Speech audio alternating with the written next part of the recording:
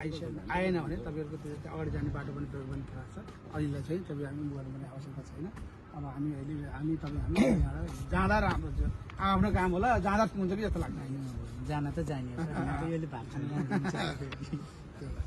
भोलि सायद बिचोड भएन भने पर्सि हजुरले हाम्रो यसरी बाधा गर्नु पर्सि त अब त्यही अनुसार आउनुपर्छ एक्जाम्पल आएन भनेपछि भोलि भएन भोलि फेरि हजुर आउनुहुन्छ यस्तो स्पष्ट रूपमा अब निचोडमा चाहिँ होइन राज्य पक्षबाट पीडित पक्षलाई कहीँ पनि के अरे राहत दिएन।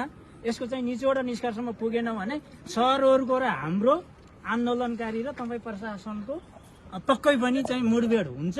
यसकारण यसको लागि सबै सचेत रहन मैले आग्रह गर्छु। नेताहरूले चाहिँ दुई पक्षबाट विन विनको स्थिति बनाउने भन्छ भने विनको बनाउनु त अब के गर्नु हैन।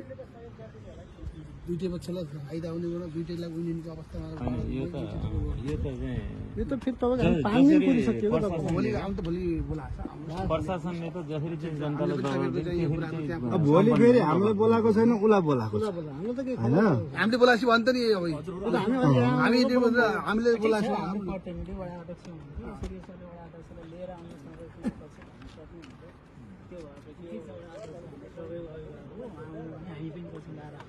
त्यो समन्वय होला, समय छ, भोलिको समयसम्म सूचना होला। र अहिलेलाई चाहिँ यो सार्वजनिक गर्ने हिसाबले चाहिँ सरहरूलाई पनि अप्ठ्यारो नपार्ने, अब हामीलाई पनि केही कुराहरू बुझ्ने भयो, हामीले पनि बुझाएको हो, त्यो नै भयो। बुझाएको मान्छे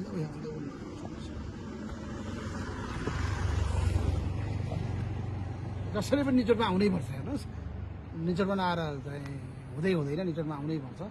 आउँछ पनि तर अब यो हामीले यहाँ चाहिँ ताला नलाएसम्म चाहिँ यो भएन भनेर तपाईँहरूको चाहिँ अलिकति काम जोगिएपछि केही न केही प्रशासन कुनै पनि सुरक्षा प्रशासनले निकायले निचोडको बात बनाउन निकाल्दिनु पर्छ कि